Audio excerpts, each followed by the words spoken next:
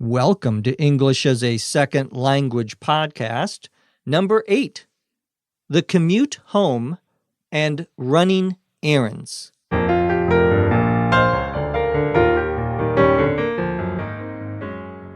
This is English as a Second Language podcast, episode number 8. I'm your host, Dr. Jeff McQuillan, coming to you from the Center for Educational Development in beautiful Los Angeles, California. In this episode, I'll talk about commuting home and running some errands. Let's get started.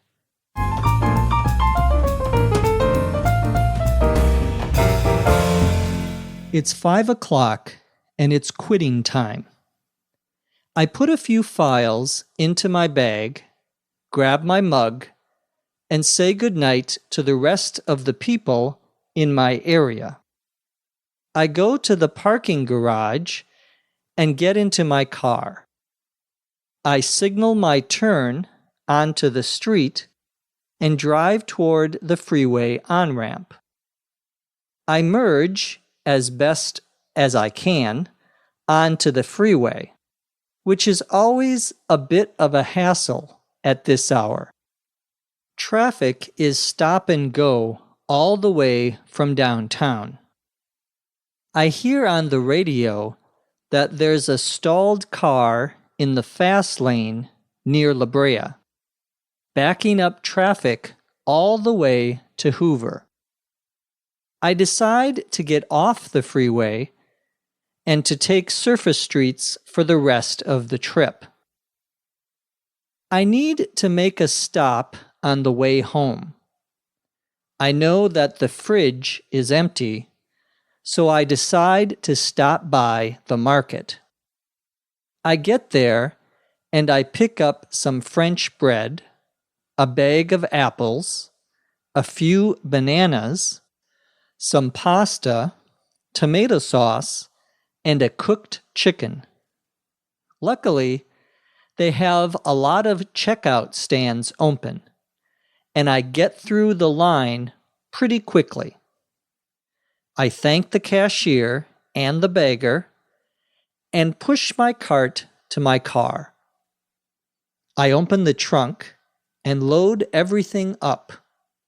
Just then, my wife calls me on my cell phone. She was going to be a little late getting home and asks me to make something for dinner. Tonight, I will be the cook.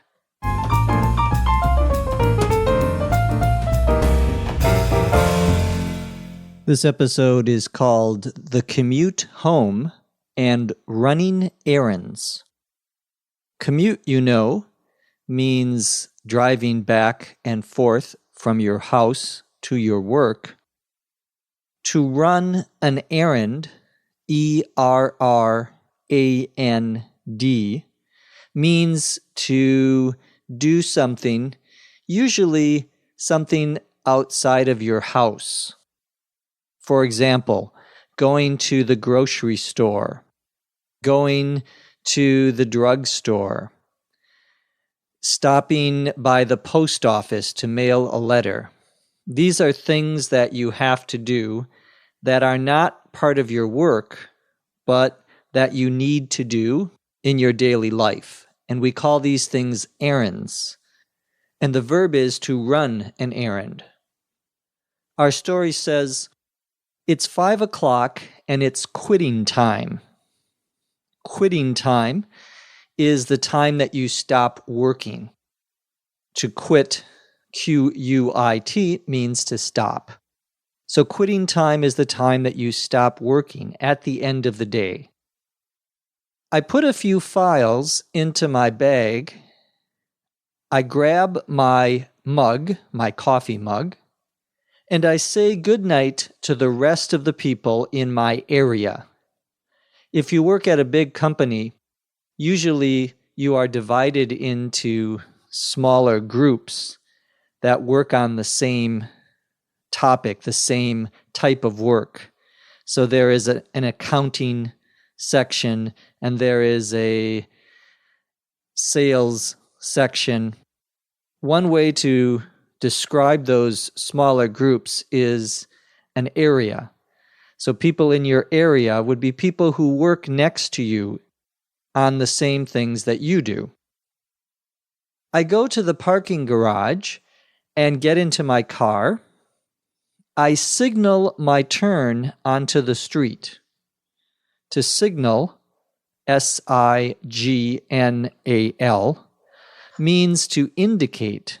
And in a car, it means to turn on what we call the blinker, B-L-I-N-K-E-R.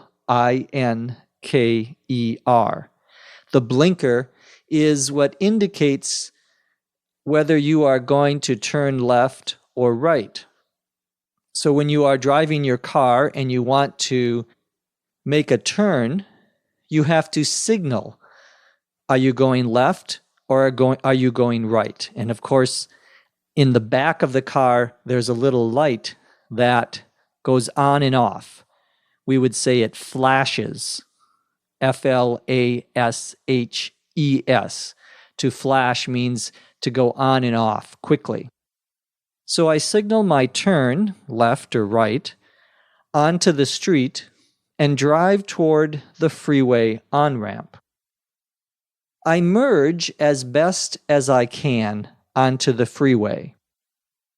To merge on the freeway, or to merge when you are driving, means that there are two lanes, two cars next to each other, but the road is getting more narrow. The road becomes smaller, and now you only have one lane. So these two lines of cars have to go into the same lane. And we call that merging. To merge, M-E-R-G-E, as a verb means to take two things and to put them together. We talk about companies that merge. One company buys another company and they merge, they come together. Well, in traffic, when you are driving, to merge means to go from two lanes to one lane, and you have to go into and combine with another lane of traffic. I merge as best I can, which is always a bit of a hassle at this hour. A hassle, H-A-S-S-L-E, is the same as a problem. So it is always a bit of, meaning a little bit, somewhat of a problem at this hour. Traffic is stop and go all the way from downtown. We use that word traffic, T-R-A-F-F-I-C, to mean the cars on the street or the cars on the freeway. You may ask someone, how was traffic? And they may say, oh, it was terrible. Traffic was really bad on the freeway this afternoon. So it refers to the number of cars and how easy it is to move on the freeway or the street. When we say traffic is stop and go, we mean that cars are stopping, then they go forward maybe 10 feet, 20 feet, then they stop again. When there are too many cars on the freeway or on a road, you cannot just drive straight through. You have to stop, wait for the other car, and then go. So stop and go traffic means that the traffic is moving very slowly. I hear on the radio that there's a stalled car in the fast lane near La Brea. I'm listening to the radio, to the drive time traffic report, and they tell me that there is a stalled car. To stall, S-T-A-L-L, means here to stop working. It doesn't mean that the car will never run again, will never work again. Usually, when we use the verb stall, we mean that it is stopped for a temporary time because it has some problem. So a stalled car is a car that has stopped working. And if you are on the freeway and your car stalls, you will, of course, cause a problem for the other drivers. Normally, you try to get your car onto the shoulder. The shoulder is the part of the freeway where you can stop your car and not get in the way of anyone else. It's on the right-hand side or the left-hand side. You can have a shoulder on either side of the freeway. The car that is stalled is in the fast lane. The fast lane on an American freeway or highway is the first lane on the left, what we would say the far left lane, if there are more than 3 lanes or more than 2 lanes on the freeway. Here in Southern California, we have freeways that have 6 or 7 lanes. So if you want to go fast, normally you go to the lane that is in the far left, the first lane on the left. That's the fast lane. Not everyone drives fast in the fast lane, but it's the common understanding among drivers that if you are in the fast lane, you should go faster than the other cars. Well, this car is stalled in the fast lane near La Brea. La Brea is a name of a street here in Los Angeles. And the car is backing up traffic all the way to Hoover. Hoover is another street here in LA. To back up traffic means that the cars are stopped behind you. When we say there is a backup on the freeway, we mean that the cars are moving very slowly or they're stopped. Usually because there's an accident, there's construction, they're fixing the freeway and they have one of the lanes closed. Or, in our story, it's because a stalled car is in the fast lane. So the traffic is moving very slowly.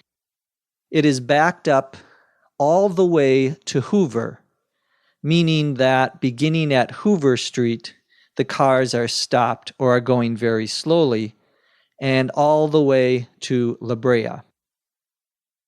I decide to get off the freeway and take surface streets for the rest of the trip. Surface, S-U-R-F-A-C-E, means the top of something. But when we say surface streets, we mean the roads and streets that are not the freeway or the highway. So the regular roads and streets we would call the surface streets. I need to make a stop on the way home. I need to go somewhere before I go home. I know that the fridge is empty, so I decide to stop by the market. Fridge, F-R-I-D-G-E, is another way of saying refrigerator. It's a short way of saying refrigerator. The fridge is where you put food to keep it cold. So my fridge is empty, which means I don't have any food. So I decide to go to the market. The market here means the supermarket, a place where you can buy food, or it could be a smaller market, what we might call a corner market. That would be a small store. Often they are located at the intersection, at the corner of 2 streets. I get to the market and I pick up some food. I pick up some French bread, which is a type of bread. I pick up a bag of apples. I get a few bananas. some pasta, because I love pasta, some tomato sauce for my pasta, and a cooked chicken. In many American supermarkets, you can buy a small chicken that is already cooked for you, so you can just take it home and eat it. If you are lazy like me, this is a very good way to get some good food, and it is not very expensive. I think it's about maybe $6 or $7 for a cooked chicken. I like to take the chicken and put it into the pasta and tomato sauce and mix them all together. Luckily, the supermarket has a lot of checkout stands open. A checkout stand is the place where you pay for your food. The verb to check out, CHECKOUT, means to leave and to pay. We use that verb when we are talking about the supermarket. We also use it when we are talking about a hotel. I'm going to check out of the hotel. That means I'm going to leave the hotel and, I hope, pay. A stand, S-T-A-N-D, here just means the place where you pay for something. Well, I get through the checkout line pretty quickly, very quickly. I thank the cashier, C-A-S-H-I-E-R. The cashier is the person who takes my money. And the bagger, B-A-G-G-E-R. This is the person who puts your groceries into a bag. In some stores, they do not have baggers. You have to bag your groceries yourself. Notice we use the word bag, B-A-G, as a verb, meaning to put things into a bag. In American grocery stores, you can have either a paper bag or a plastic bag. Well, the bagger puts my food into my cart, and I push my cart to my car. My cart, C-A-R-T, sometimes called a shopping cart, is what you use to move or to take your food to your car, what you put your food into when you are shopping. It's a little, like a big box, metal box with wheels on it, so it helps you move things. You don't have to carry them yourself. I open the trunk of my car and I load everything up. To load up means to put things into, in this case, your car. So if someone says, I'm going to load up my car, L-O-A-D, up, they mean they're going to put the things that they need to put into their car. We often use that verb when we are talking about moving something in your car or going on a trip. Just then, my wife calls me on my cell phone. She was going to be a little late this evening. She says she is not going to get home at her normal time. And so she asks me to make something for dinner. This is not a good idea, since I am not a good cook. But I, of course, say yes. Tonight, I will be the cook, the person making the food. Now let's listen to the story, this time at a regular speed.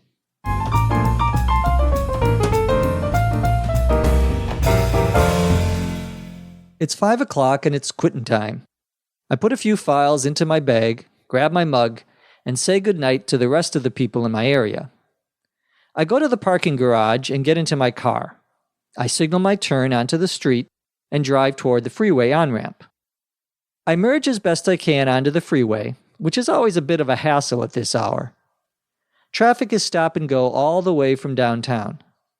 I hear on the radio that there's a stalled car in the fast lane near La Brea, backing up traffic all the way to Hoover. I decide to get off the freeway and take surface streets for the rest of the trip. I need to make a stop on the way home. I know that the fridge is empty, so I decide to stop by the market. I get there and I pick up some French bread, a bag of apples, a few bananas, some pasta, tomato sauce, and a cooked chicken. Luckily, they have a lot of checkout stands open, and I get through the line pretty quickly. I thank the cashier and the bagger and push my cart to my car. I open the trunk and load everything up. Just then, my wife calls me on my cell phone. She was going to be a little late getting home and asked me to make something for dinner. Tonight, I will be the cook.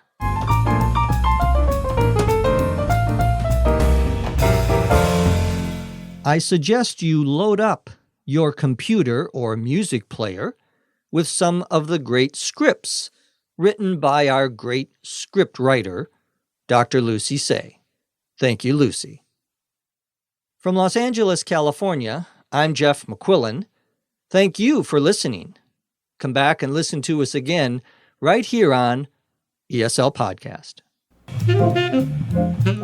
English as a Second Language podcast is written and produced by Dr. Lucy Say, hosted by Dr. Jeff McQuillan. This podcast is copyright 2006.